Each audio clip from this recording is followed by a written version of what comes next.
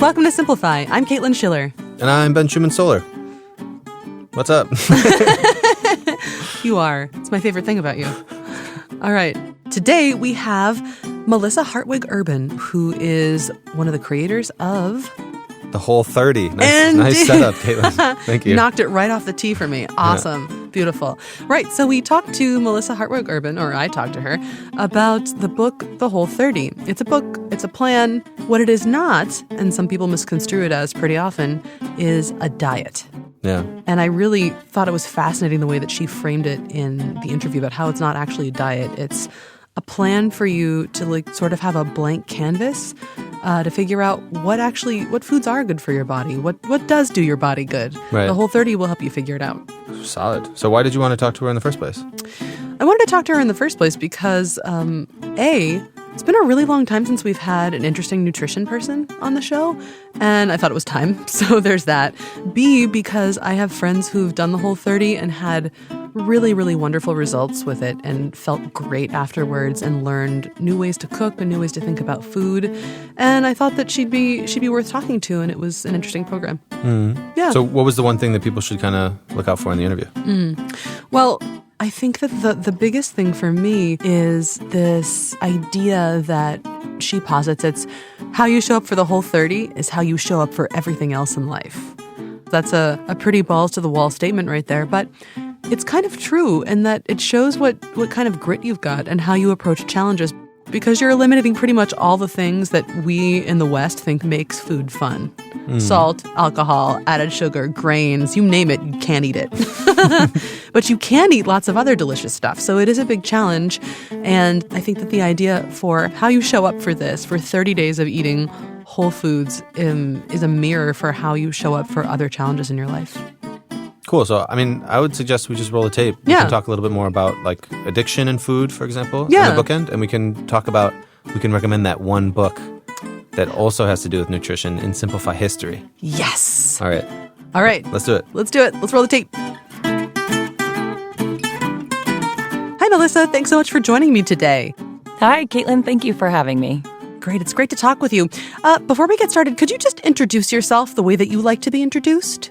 Sure. My name is Melissa Hartwig Urban, and I am the co-founder of the Whole30 program.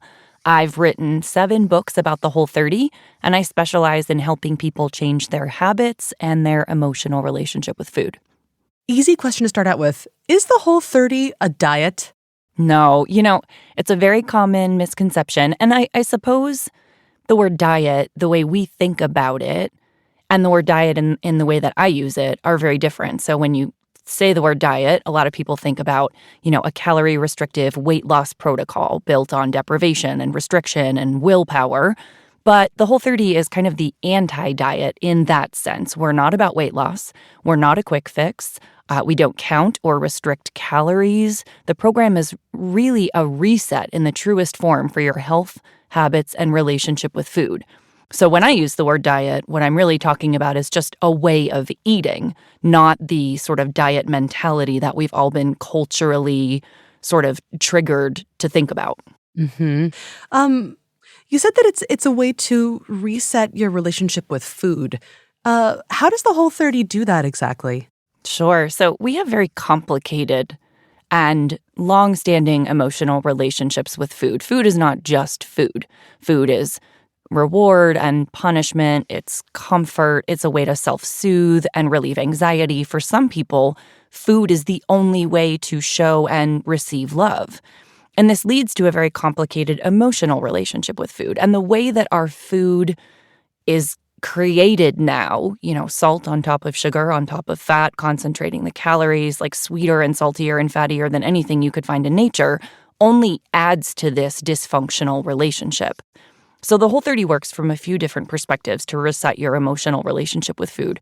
From a physiological perspective, the Whole30 is designed to reduce systemic inflammation, to help you manage your blood sugar better, to reduce cravings, to provide a healthy hormonal balance. But from an emotional and a habitual perspective, by removing the foods that we so often rely on for things like relieving anxiety or boredom or fear or self-soothing, and forcing you to find other ways to show yourself love and to provide self-care, you're establishing a new pattern and a new habit, and ideally breaking that unhealthy relationship with food associated with these kind of negative emotions. Wow, that's deep for it's a lofty goal. Yeah, so this sounds a lot like not a diet. That's like deep psychology. What was your journey with the Whole30? How did you come to believe so deeply in this way of eating? So my journey with the Whole30 started long before the Whole30. I'm actually a recovering drug addict. I've been clean for almost 19 years now. And when I got clean so many years ago from drugs, that's when I started focusing on eating healthier and going to the gym. And I changed my friends and I changed my habits and my routines and where I hung out and the music I listened to. I really adopted this like big picture growth mindset because I knew that robust change was what I needed to stay clean. And as a result of eating healthier and going to the gym and kind of getting involved with fitness far more, I undertook a self-experiment in 2009 where, I was already eating pretty healthy. I was very fit. I was kind of like the healthy person at my office. But the idea proposed by my original co-founder was, what if we just like cleaned up our diet the last like 20% based on some of the research he had been doing and some of the research evolving in nutrition science. So we did this 30-day self-experiment, which was to become the very first Whole30 in April 2009. And all these physical changes happened, things I didn't necessarily expect. My energy improved and really leveled off. I was sleeping better. My mood was happier. My cravings were down. But what that 30-day experiment really highlighted for me were all of the ways that I was using food like I used to use drugs. And it was very surprising for me to realize that I was using food as reward and food as punishment and food to self-soothe. I never really identified all of those ways until I did this experiment and removed those foods from my diet for 30 days. And it was such a powerful, transformative experience, a permanent transformation, that I decided to share it on my personal blog. And that was really the birth of the program. Yeah, transformative is a word that I've heard a lot about the Whole30. And it's transformative power comes from partially how radically different this is from how a lot of especially Americans tend to eat. Could you just, for people who haven't heard of the Whole30 before, could you just take us through a really brief snapshot of the kinds of things that one might expect to be eating on the Whole30? Absolutely. So on the Whole30 for 30 days, you're focusing on eating whole, real, nutrient-dense food. So it's meat, seafood, and eggs, lots and lots of vegetables and fruit. So we eat lots of plants on the Whole30. You're eating fresh herbs and spices, and natural, healthy fats. So it's kind of like the way you would imagine like your great-grandparents ate, where you're putting real food on a plate and you're cooking it and it's, wholesome and delicious. It is very different than how we're eating, especially in today's kind of Western fast food convenience culture. And so, a lot of people will sometimes look at the Whole30 and say, wow, that's so radical. And I think it really speaks to today's food and diet culture that we think about cooking and eating real food for 30 days in a row as like this radical self-experiment or change. What were the things that you noticed? What were the first actual visible health changes that you noticed? And what were the first behavioral health improvements you noticed? What I noticed immediately, probably into the second week, was my energy. That I no longer felt like I needed coffee in the morning to wake me up, that I no longer had this like 2 p.m. kind of head on desk slump that required a little hit of sugar or another little hit of caffeine. My energy like went up and just really equalized so that through the day, my energy felt very even. I also didn't need to eat every 2 hours anymore. So I was one of those people where I needed to eat every 2 or 2.5 hours. If I didn't get that food, I would get really cranky. And I just thought that was kind of normal. Well, I'm very active, and of course I need to fuel my body. Now, once I became more fat adapted and was less reliant on sugar for energy, I was able to go 4 or 5 hours if I had a busy day or a lot of meetings. And my energy stayed consistent, my focus was consistent, my mood was consistent. Those were really staggering changes. Like just those alone would have made this a really worthwhile experience. So physiologically, I noticed those things. Behaviorally, first of all, my mood really improved. I was far more social. I felt happier. I was at the time managing a team of about 20 people in my office, and we would have these Monday morning meetings. And I walked into a Monday morning meeting and was just kind of chatting with people, how was your weekend and what have you done? And a few of the people looked at me kind of quizzically, and one woman said to me, like, what have you been doing? Because I was so much more outgoing and so much more like kind of relaxed. My anxiety, I think, was down. My sort of type A in an unhealthy way had sort of relaxed. So That's those were all interesting. of the really surprising benefits of just this like dietary change. Wow. Have more people reported anxiety levels to be lower?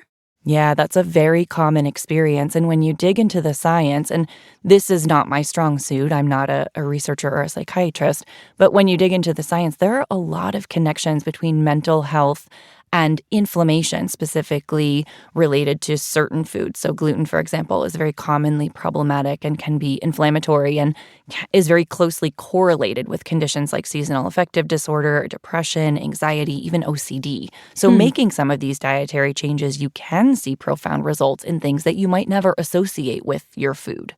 Very interesting. Okay, so then there are obviously tremendous benefits, as you've just told us about in your own journey. What are the things that people are going to have to give up that they tend to be really unhappy about on the Whole30? Okay. I really like that I got to talk about all the stuff you do eat first. Right. What you are eliminating for 30 days. And again, it's just a 30-day self-experiment. We're not saying these foods are bad. We're not saying you never need to eat them again. We're just saying these foods, according to the literature and my clinical experience, are really commonly problematic. So let's pull them out, put them back in very carefully and systematically, and compare your experience. So that's the essential protocol. You are eliminating for 30 days all forms of added sugar. So that's even the natural stuff like honey or maple syrup, even artificial sweeteners, even stevia. If it's got sugar in the ingredient list, it's out. You're eliminating all alcohol for 30 days. You're not eating any grains, so no wheat, rye, barley, rice, not even pseudo grains like quinoa. You're pulling out all legumes, so beans, peas, lentils, peanuts, and all forms of soy. And you're eliminating almost all forms of dairy, with the exception of like a clarified butter or a ghee. So that's no cheese, that's no milk, that's no yogurt for the 30-day period. It's really important for me to say that we're not saying these foods are bad for you. Okay. Or not good for you, right? The point is that in the literature, very commonly, these foods are problematic to varying degrees across a broad range of people. And you won't know if or how much they're problematic for you until you do the self-experiment where you pull them out and then you add them back in at the end and you compare your experience. It's really nice to hear you put so much emphasis on the fact that you're not saying any food is bad and you should never eat it, but it's about what works and doesn't work for your body. Because a lot of the reviews that I read in preparation for talking with you today, I read the book and was very excited about it personally. But of course, you always have to go and see what the internet says. And so many people seem to get it wrong and claim that what you're saying is, you can't eat grains, you can never drink alcohol, you can't eat cheese, and you can never do it again. And that sounds like exactly the opposite of what you're actually suggesting. It is the opposite of what I'm suggesting. The Whole30 is so different from everything else out there. And we have all been just adopted into this diet culture where the only sort of, and I'm using quotey fingers right now, health initiatives we can make, which is really just a pseudonym for saying like weight loss initiatives we can make, are about these people telling us what's good and what's bad. And it's this one-size-fits-all approach. Carbs are good, carbs are bad. Fat is good, fat is bad. These foods are good, these foods are bad. And it's like a one-size-fits-all for everyone. And intuitively, we all know that there is no one-size-fits-all. There can't be. That's illogical. But until the Whole30, there's never been a really good way for you to determine what works for you. So people get it wrong if they do very cursory glance of the program and they say, oh, for 30 days, it looks like a boot camp where you can't eat this stuff and these foods are bad. But that's not really the point of the program at all. There's no good or bad. There's no morality attached to food. You are not good or bad based on what you put on your plate.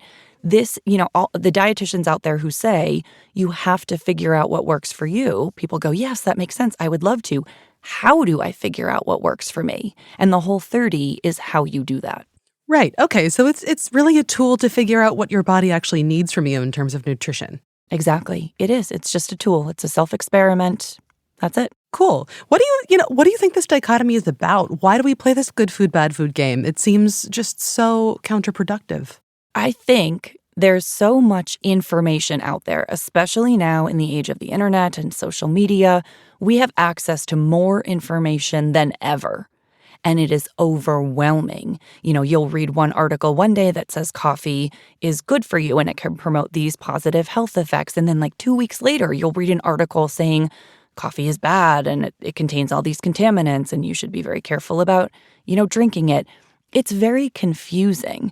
And because diet is so confusing and because so many people do feel out of control with food and feel like they have this dysfunctional relationship and their habits are sort of out of control, they just want to be told what to do. Honestly, it's so overwhelming and so confusing. They just want someone to tell them what's good and what's bad. And then you get these kind of diet books or gurus out there who say, I have the one true way. And they sound, often they're very extreme, It's, don't eat any carbohydrates at all, ever. Nobody ever needs to eat any carbohydrates. Or it's, don't ever eat blue foods or whatever it is. And because it sounds extreme and it's kind of sexy and they're coming out of the gate very definitively, I think people gravitate toward it. They may think well, this is the one thing that I've been missing. But of course, it's not. None of those have ever worked for people for sustainable kind of health improvements. And the research even shows that caloric restriction in general is not a good approach for sustainable weight loss. So I think it makes sense why people are always coming out with these this is good, this is bad, very definitive programs. But I'd like to present a counter voice, which is, you've got to do some work up front and do this self-experiment and figure it out. But then you get to create your own rules. Well, that sounds fun. Yeah, I think so.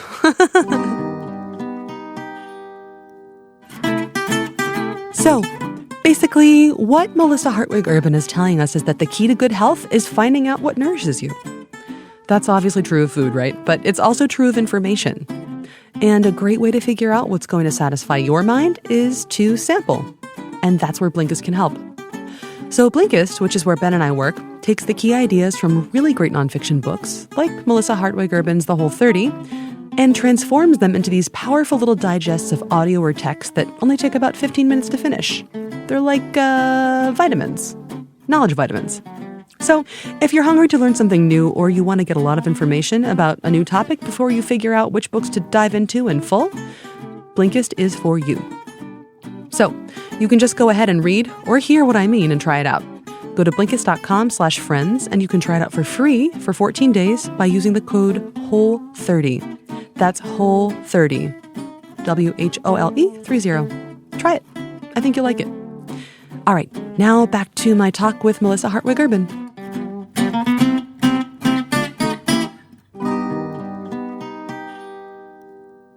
I think that everything you just said rings really, really true to me, that people just want to be told, what is it I have to do to make this work for me?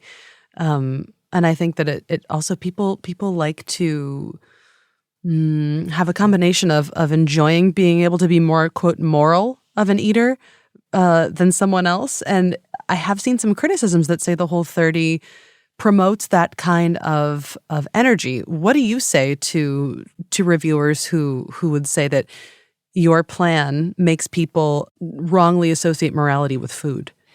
So again, if that's your criticism, I don't think you've done more than a cursory glance of our program, because in every book and throughout our website and over social media, we're very, very clear that there's no morality attached to food, that your self-worth is not attached to your diet or your scale weight or your health. And that's a message that has, over the last almost 10 years, that's been on the forefront of Whole30 messaging. I do think that people who do the Whole30 get such incredible results. It is so often such a life-changing experiment. And it's not about attaching your worth or your value to the program. It's about the idea of adopting a growth mindset. Mindset is so important and something I talk about so much, where if you're trying to change these habits, it can be very difficult to step out of this idea that, well, I'm just not healthy. I'm not a healthy eater. I don't have control over food. I'm not an exerciser. I'm not a healthy person. And when you adopt a growth mindset and you think to yourself, I am a healthy person with healthy habits, I am Whole30, it's not about attaching yourself to the 30-day diet protocol. It's about stepping outside of your current version, your current fixed mindset, and really kind of understanding that you can become who you want to become, in part through joining this community of supportive, positive, welcoming Whole30ers and making these dietary changes as a first step towards implementing all of these big picture lifestyle kind of health-focused protocols. Yeah, it sounds really, really radical.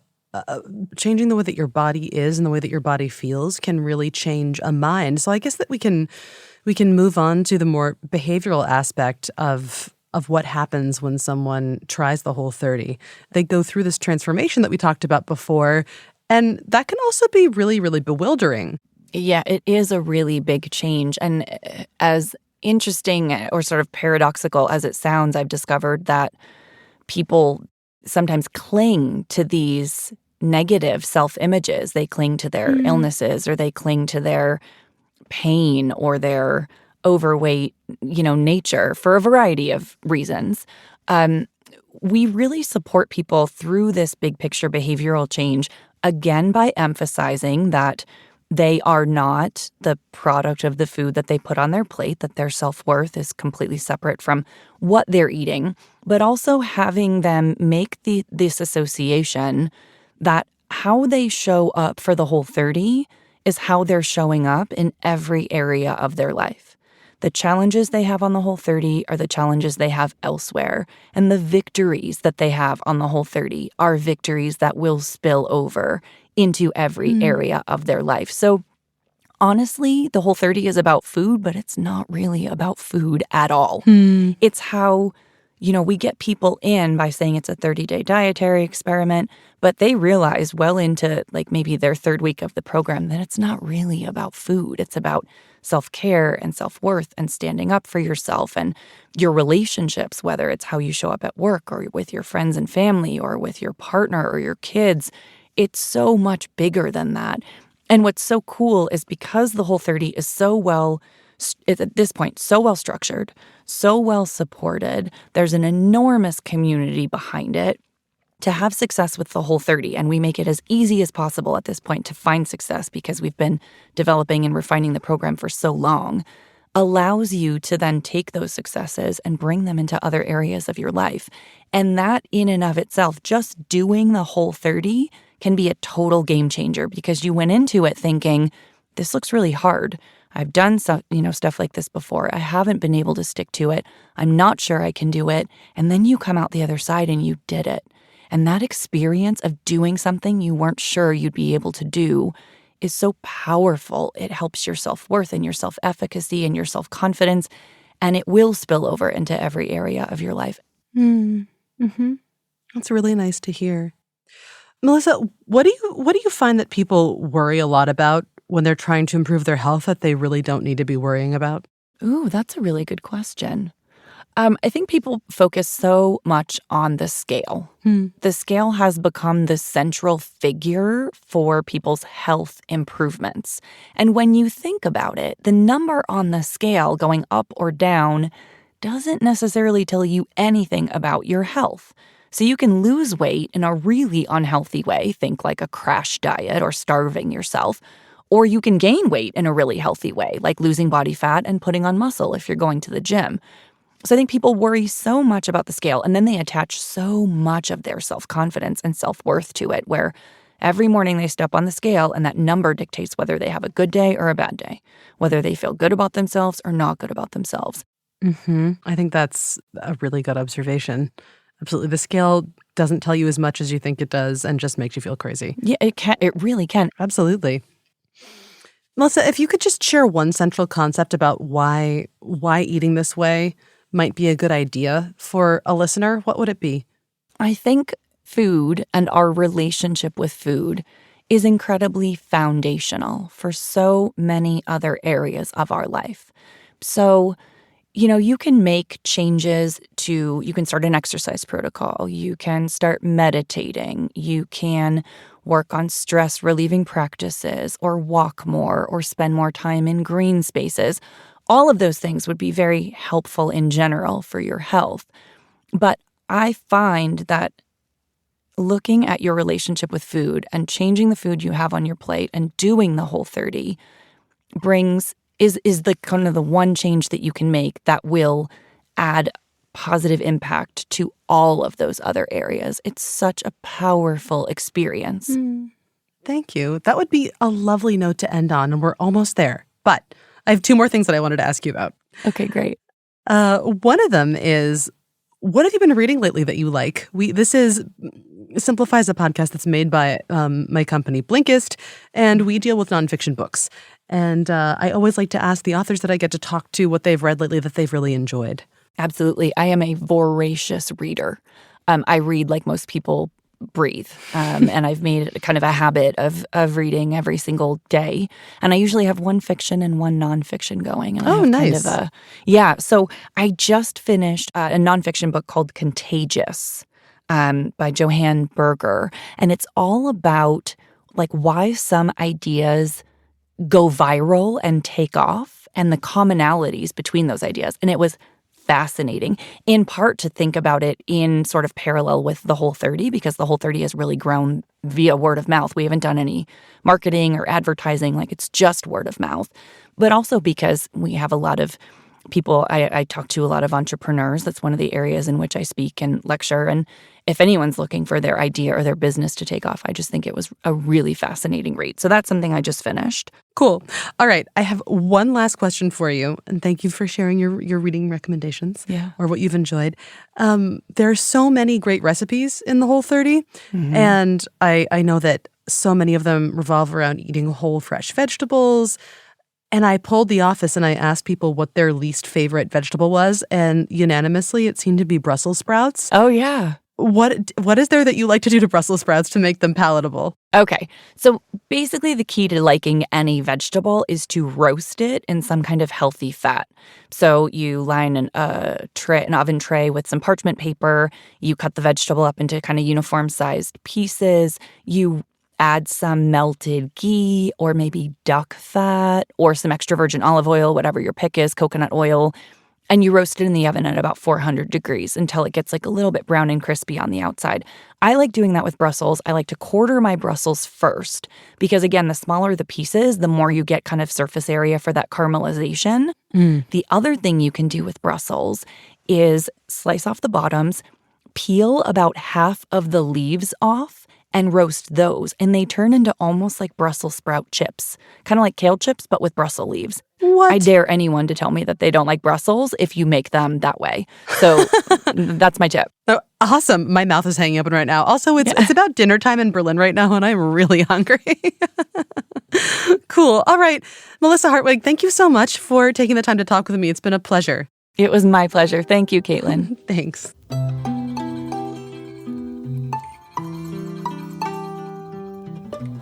Welcome to the bookend, where we end with books. For a second there, I thought you were going to say something else, like Books. truffles. No. Okay, cool. What did you want to say about addiction in food? You mentioned this when we were walking into the studio. Yeah, I did. One of the things that surprised me about Melissa Hartwig Urban was how much in the Whole30 she talks about, and how much she talked about in our conversation, how food can be an addiction. And she said that in her experience, she had been an addict. One of the things that the Whole30 did for her was reveal to her the ways in which she had been using food in the same way that one uses any drug to which they can be addicted, whether that's, cocaine or sex or, a toxic relationship or cigarettes. Food can be the same way. And by pulling out the different kinds of foods that you might unwittingly be using for emotional balming, for, whatever, all the reasons we use addictive behaviors, it gives you a chance to look at your behavior and see what's behind it. And I think that's really, really interesting. Yeah. Cool. Yeah, that's all I wanted to say about it. Okay. Well, it actually ties up to connects to a book recommendation I would make. Yeah? Because Jonah Berger was. Can I? Please some do. books? Let's just dive right into the books. Okay. Jonah Berger was mentioned in the interview, and you talked to him a couple times actually in various Blinkist podcast mediums, including on True. Simplify. Yes. And Jonah Berger wrote a couple books we really like. One of them is called Invisible Influence, and Invisible Influence is relevant to this because, like you said, you have to get at those things you might not realize are affecting you. And Invisible Influence is all about, it is about behavioral economics, behavioral psychology. What are those factors behind how we actually think, how we make opinions? These factors that influence you, like other people around you, for example, just having someone around you influences you. Yeah. If you're aware of it, they influence you less. Right. So there's like some kind of magic about when you don't know. And that ties to the book, to Whole30 for me, because it's like you don't know how these foods are actually influencing you until you try it without them. I like that. I think it's a really powerful point, actually. Or you really wake up and notice them.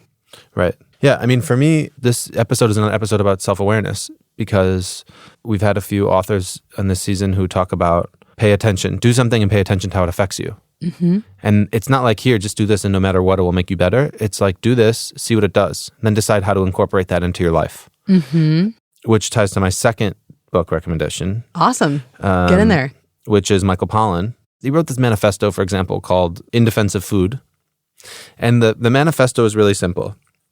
It's 3 lines. Eat food, not too much, mostly plants. Like, let that guide you. So this obviously ties to Hartwig's book, to the Whole30, because she talks a lot about just stick to like eating real food. But he also talks about how Michael Pollan talks about how we've lost the plot a little bit when it comes to food, because we focus on nutrition and we don't focus on food. So What do you mean? Tell me more about that. like we decided that food only has a purpose of affecting our physical health. We don't think about our relationship to food in anything else. And so what that led to during the 20th century was this focus on imitation foods.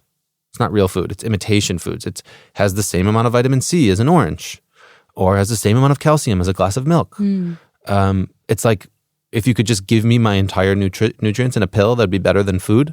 But it's not. In fact, it's totally not. And more research is coming out to say, sorry, not true. That you can take a vitamin C pill, it won't have the same effect as eating an orange. Yeah. And by the way, humans have always ate oranges. Yeah. So eat an orange. That's really interesting. That's like saying, gives you the same number of hugs as your mom about some like really friendly middle-aged woman on the street. Right. Still hugs, not from your mom. Did you just pull that one? That's amazing. You pulled that one out of your head? Yep. Anyway, I think that everybody listening should just try this now. Try changing something a little bit in their food for a week, in your food for a week, and just see what it does. I mean, just mess around a little bit and see if it makes you feel better. Yeah. What do you have to lose, really, except maybe an allergy or two? Yeah, seriously. I mean, it doesn't have to be cut out all grains forever. No. Could be like, try to not drink coffee for a couple days. Yeah. And drink really strong green tea instead. I'm glad you said that, because I think one of the other things about this interview that was really great, and there's a lot of haterism on the internet about the Whole30. There's maybe almost as much haterism as there is people being really excited about the Whole30.